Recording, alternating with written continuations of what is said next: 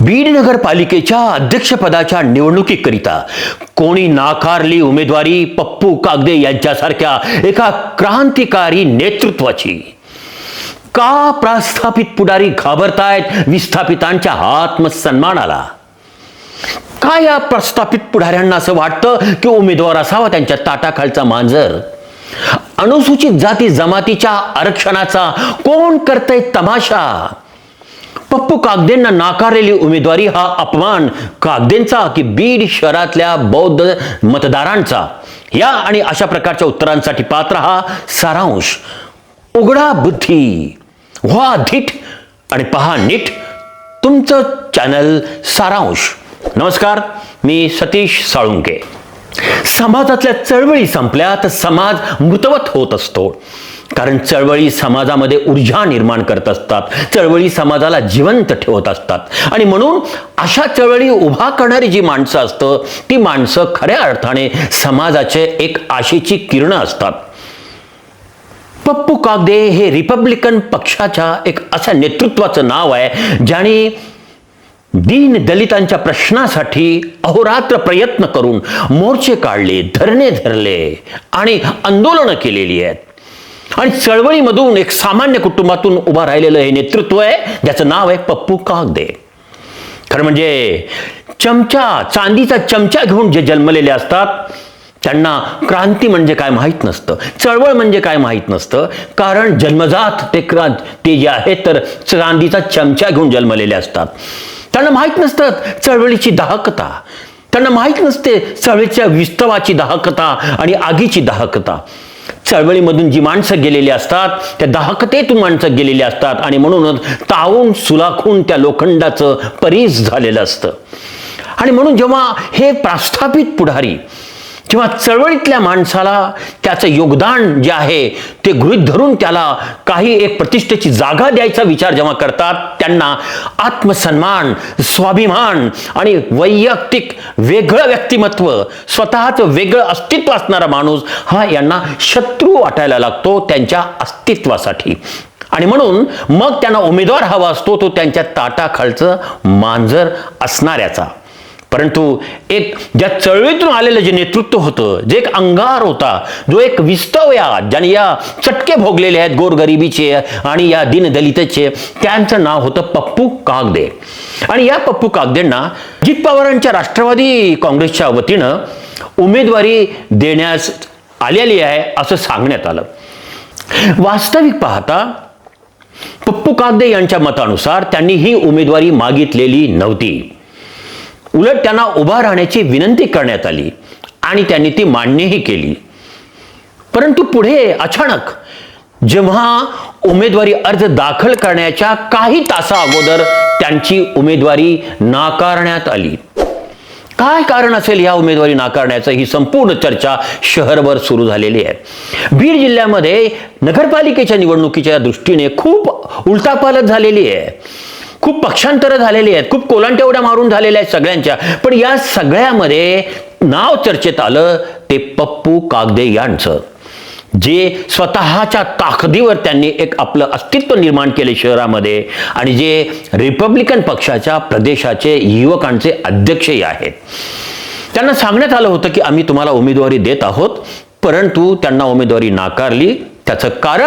त्याचं मुख्य कारण हेच असू शकेल की पप्पू कागदे हे एक स्वतंत्र व्यक्तिमत्व असलेलं एक नाव आहे. आत्तापर्यंत पप्पू कागदे यांच्या चळवळीचा आणि त्यांच्या व्यक्तित्वाचा जर वेध घेतला तर लक्षात येतं की दलित समाजासाठी अत्यंत आत्मविश्वासानं वाटेल तो संघर्ष करण्याची ताकद त्यांच्यामध्ये आहे आणि तो त्यांनी केलेली आहे. आणि ते कोणाच्याही दबावाला न जुमानता स्वतःचं मत मांडणारं एक व्यक्तिमत्व आहे हे आता सर्व जिल्हा ओळखून आहे. कदाचित त्यांचं हे स्वतंत्र व्यक्तिमत्व, त्यांची स्वतंत्र विचार करण्याची पद्धत हीच पुढे आपल्याला घातक ठरू शकते की काय आहे. आणि जो आपला मूळ उद्देश आहे तो सफल होणार नाही या उद्देशापोटी तर पप्पू कागदे यांची उमेदवारी नाकारली गेली की काय, अशी चर्चा कागदे यांच्या संपूर्ण कार्यकर्त्यांमध्ये मोठ्या प्रमाणामध्ये चालू आहे. एक तरुण जो आपलं संपूर्ण आयुष्य चळवळीसाठी घालतो, दीन दलितांच्या प्रश्नांसाठी घालतो, आणि जेव्हा संविधानाने त्याला दिलेला जो हक्क आहे आरक्षणाचा, निवडणूक लढवण्याचा, तेव्हा जे आरक्षण योगायोगाने बीड शहरामध्ये झालेलं आहे अनुसूचित जाती जमातीसाठी आणि ज्याचा नैसर्गिक अधिकार आहे, त्या माणसाला मात्र नेमक्या वेळी डावलल्या जातं. याचा अर्थ काय आहे? याचा अर्थ आहे की अजूनही जे प्रस्थापित राजकारणी आहेत, हे राजकारणी अजूनही विस्थापितांचं अस्तित्व मान्य करायला तयार नाहीत. त्यांचं राजकीय अस्तित्व मान्य करायला नाहीत, त्यांचं सांस्कृतिक अस्तित्व मान्य करायला ते तयार नाहीत, त्यांचं आर्थिक अस्तित्व मान्य करायला ते तयार नाहीत आणि त्यांना सामाजिक प्रतिष्ठा मान्य करायला ते तयार नाही आहेत. कागदे हे सर्व जाती जमातीमध्ये एक लोकप्रिय व्यक्तिमत्व आहे. सगळ्या जाती जमातीचे लोक हे कागदेंवर प्रेम करणारे आहेत आणि त्याच्यामुळं कागदेंना जर उमेदवारी मिळाली असती तर त्यांनी एक हाती सत्ता हाती घेतली असती आणि अत्यंत उत्कृष्टपणे नगरपालिकेचं प्रशासन त्यांनी चालवलं असतं, असा विश्वास त्यांच्या कार्यकर्त्यांमध्ये होता. अनेक पक्षातल्या लोकांनी पप्पू कागदेंना जेव्हा उमेदवारी नाकारण्यात आली तेव्हा आपल्या प्रतिक्रिया त्यांनी व्यक्त केल्या. उद्धव बाळासाहेब ठाकरे शिवसेनेचे नेते श्री कुंडलिक खांडे म्हणाले, आदरणीय पप्पूजी कागदे साहेब हे सर्वसमावेशक चेहरा आहेत आणि आजपर्यंत जेवढे राजकीय पुढारी आहेत सगळ्यांना निवडून आणण्यामध्ये त्यांचा सिंहाचा वाटा आहे. त्यामुळे बीड शहर एक पूर्ण ताकदीने त्यांच्या पाठीशी उभं राहणार होतं आणि त्यांची उमेदवारी डावलल्यामुळं याचा प्रचंड असा तोटा माझ्या माहितीने घड्याळीतला झालेला आहे. अजितदादा पवार या गटाला देखील झालेला आहे आणि उद्याच्या निवडणुकीमध्ये नगरपालिका किंवा जिल्हा परिषद पंचायत समिती यामध्ये बीड जिल्ह्यात काय ताकद आहे कागदे साहेबाची आणि याची काय किंमत आहे ही नक्कीच घड्याळीच्या प्रत्येक उमेदवाराला मोजावं लागेल, एवढं मला आज या प्रसंगी चित्र दिसतंय. मी शिवसेनेचा उद्धव बाळासाहेब ठाकरे पक्षाचा आहे, पण ते माझे मित्र आहेत. आता मला माहीत नाही की कशी उमेदवारी कटली, कोणी काटली, काय झालं आहे, पण हे सर्वस्व याचा तोटा अजितदादा पवार गटाला प्रचंड होईल. त्यांना ते कशानेच भरून निघणार नाही. बुद्धिस्ट चळवळीतील एक विचारवंत, सातत्यानं या चळवळीमध्ये सहभाग नोंदवणारे, त्याचं नेतृत्व करणारे एक बुद्धिवादी विचारवंत आणि तुलसी शिक्षण संस्थेच्या संकुलनाचे प्रमुख प्राध्यापक प्रदीप रोडे यांनी आपलं मत व्यक्त केलं. सामान्य जनतेच्या प्रश्नाला वाचा फोडण्यासाठी ज्यांनी 24 तास आणि आजही ते काम करत आहेत असे पप्पूजी कागदे यांना सुरुवातीला नगराध्यक्षपदाचं उमेदवार जाहीर करण्यात जवळपास निश्चित झालेलं होतं आणि जसं यांची उमेदवारी निश्चित झाली, तरुणामध्ये आणि पूर्ण कार्यकर्त्यामध्ये प्रचंड प्रमाणात उत्साह निर्माण झाला होता की एक स्वाभिमानी नेतृत्व बीड शहराला मिळणार होतं की ज्यांच्या माध्यमातून सामान्य जनतेचे प्रश्न सुटतील आणि प्रत्येकजण, म्हणजे हे म्हटलं तर वावगं ठरणार नाही की पप्पू कागदे जर या ठिकाणी निवडणूक उभे असते त्यांच्या घरचे तर जनतेने निवडणूक हाती घेतली असती. पण दुर्दैवानं का कोणास ठाऊक कुठलं कारण आणि एका रात्रीत असं काय घडलं की ज्या पक्षानं सुरुवातीला त्यांना त्यांच्या नावाची चर्चा केली पण एका रात्रीतच नाव बदललं गेलं.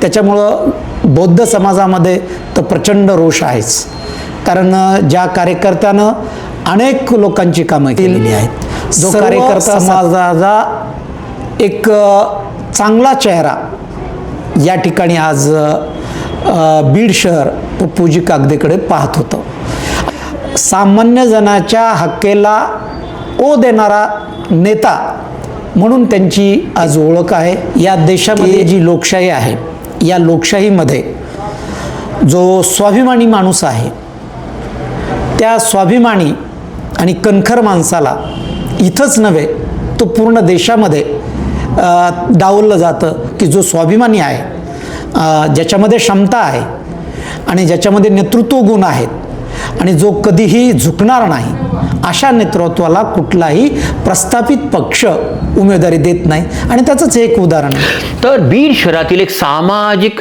चळवळीवर भाष्य करणारे ॲडव्होकेट बाळासाहेब राख यांच्या मतानुसार जिल्ह्याचं नाव गोपीनाथ मुंडेनंतर महाराष्ट्रभर नेलं सर्व जाती धर्मांना घेऊन चालणाऱ्या पप्पू कागदे साहेबाच्या बाबतीत आज जो राष्ट्रवादीच्या वाल्यांनी खेळ केलेला आहे त्याचा प्रचंड उपेक्षित वंचित समाजामध्ये प्रचंड राग आहे आणि याचे परिणाम निश्चितच नाव घेऊन सांगतो मी अजितदादांना महाराष्ट्रभर दिसतील.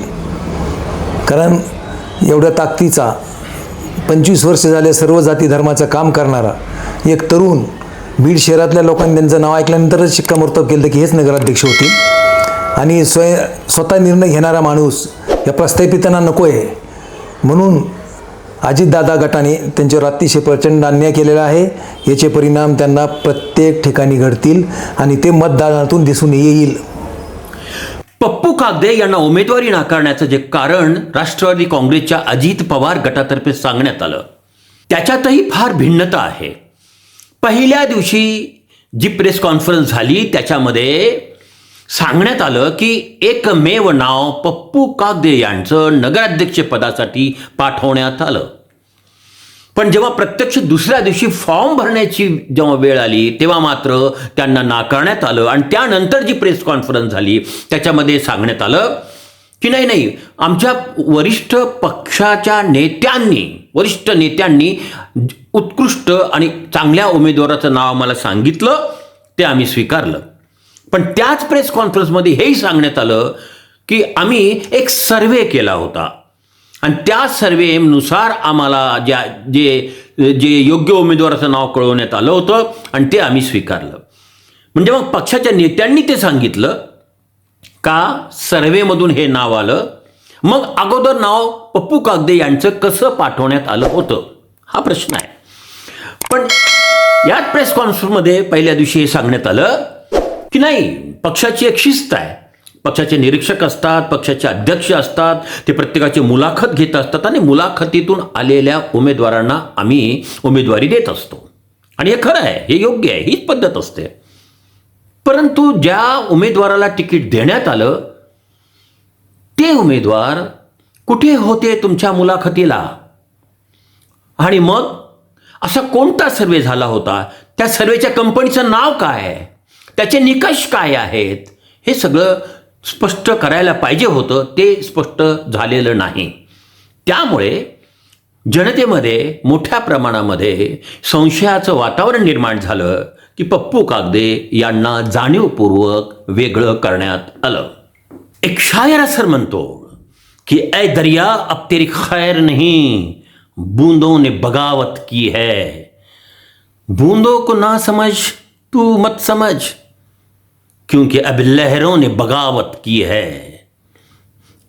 अरे मरने का है खौफ किसे, ऐ तलवार तुझे झुकना होगा, क्योंकि अब गर्दन ने बगावत की है.